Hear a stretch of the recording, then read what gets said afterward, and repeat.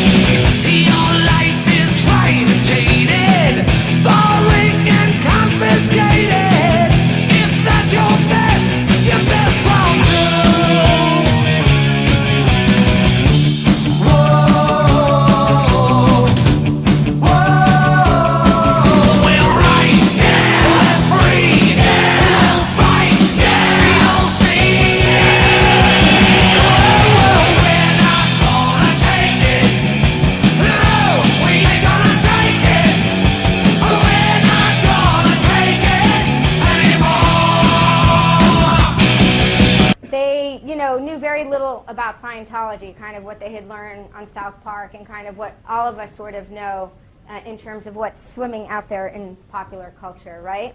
Okay, now that we've been exposed to Anonymous, for the rest of the talk I'm going to address the following questions. Who are they? Where did they come from?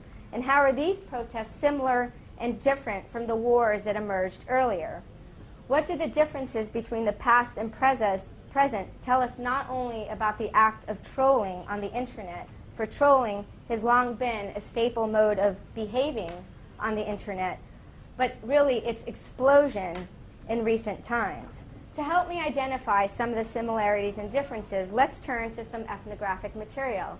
Let's go to some internet relay chat conversations among members of Anonymous in February of 2008 as they were protesting in cities around the world. So this is someone who is saying, each thing we will do will only be one small step towards victory, but we aren't the only enemies of Scientology. We have allies in the U.S. Department of Justice, entire German government, French government, because Scientology is not considered a religion in France or Germany, partially infiltrated by sci-fags, informed Christian groups, informed public, South Park viewers, old alt-Scientology religion members, former sci-fags that detach from the church. Keep in mind that this is a war of attrition. We cannot bankrupt Scientology directly. This is about getting media attention, informing the public, wearing down their members, this is my favorite, pissing off their IT phone services, counter-brainwash their potential recruits, and for lulz. Okay, now I just want to show you another conversation, and then I'm going to talk a little bit about them. I was on 4chan the day it went up. The very first time. Does that make me original Anon? And for those that don't know what 4chan is, because I know some don't worry, I'll get to it in a moment. Nope. Anon was established long before 4chan. It has the best porn, blah, blah, blah, blah, blah, blah. Alexander Hamilton wrote letters to newspapers advocating the ratification of the Constitution, signed Anonymous. That makes him the original Anon. Okay. So from these snippets of chatter, we can quickly identify cultural continuities and differences between past and present. And I'm going to start with the continuities.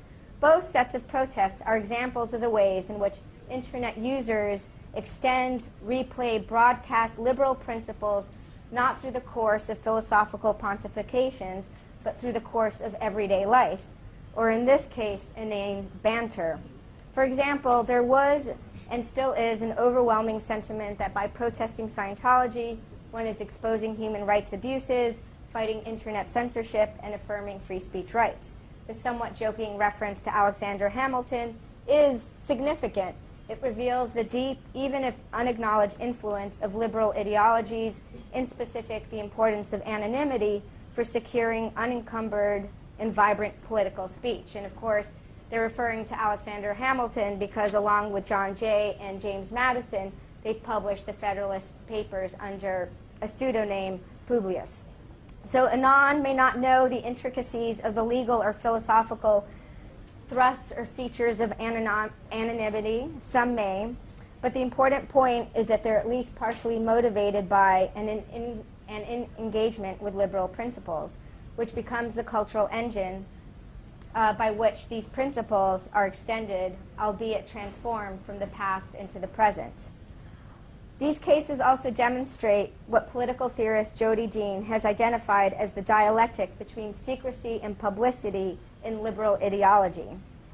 She argues that the liberal desire for publicity, to make things open, to make things transparent, rests atop a constant and even at times paranoid drive to unearth anything and everything secret. She writes the following, quote, "The suspicion that something has been withheld, that the information needed for judging properly is hidden and needs to be exposed, sustains this system of publicity.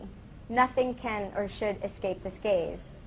Basically, what she's just saying is that the kind of extreme commitment to openness and transparency is often accompanied by desire and especially an enjoyment of unearthing secrets. And I think part of the pleasure of going after Scientology is precisely in reveling, in revealing the many, many secrets of the religion, and it is one of the most secretive. And so just to give you a small kind of ethnographic snapshot of what this looks like, here are some Anons talking about some secret church documents that they would like to get. So someone says, what I'd really like to get my hands on are some L. Ron Hubbard lecture tapes, in particular ones where he talks about Xenu, so one can put up high-quality DL, check Pirate Bay, blah, blah, blah. And then at the end, the person says, what you really want is the Class 7 assist tapes, which is one of the most secret ones, right? And it's interesting because to protest Scientology, you don't really need to get the secret documents, right? But there is a kind of fetishism of getting your hands on the most secret stuff, right? So those were some of the kind of liberal connections between past and present. And now I'm going to toss out the question of liberalism altogether because the liberal underpinnings of Anonymous are everywhere betrayed but by what I will call illiberal currents, identifiable so far in the obscure, esoteric, offensive language peppered in the IRC statements such as references to sci-fags, 4chan, and especially the Lulz. So to understand these illiberal currents, to understand the emergence of Anonymous, I need to leave the story of the protest and give a fair bit of background, so bear with me for a few minutes. We first must turn to the place out of which Project Chinology emerged, a quite famous, or really infamous, and immensely popular image board by the name of 4chan, sometimes described as the cesspool of the internet. Or as one of my colleagues, Finn Brunton, has so beautifully put it, 4chan is probably, quote, the single most broadly offensive artifact in the history of human media. On 4chan, anonymity is a sacred way of life, and porn is never in short supply. 4chan is composed of many subboards, over 40, where users discuss and post material. You always have to post an image related to a range of topics: anime, manga, technology, photography, music, and travel. And it is important to note not everything on 4chan is porn and craziness, right? By and large, its users are anonymous, by which I mean many post with no name, which then appears as anonymous. Though you can use a name, there's no way to permanently register it. All the commentary, images, videos thrown up are also not only not archived, they're also posted at such an unbelievably fast rate, pace, and volume that much of what's produced is posted, it's seen, and it effectively vanishes away.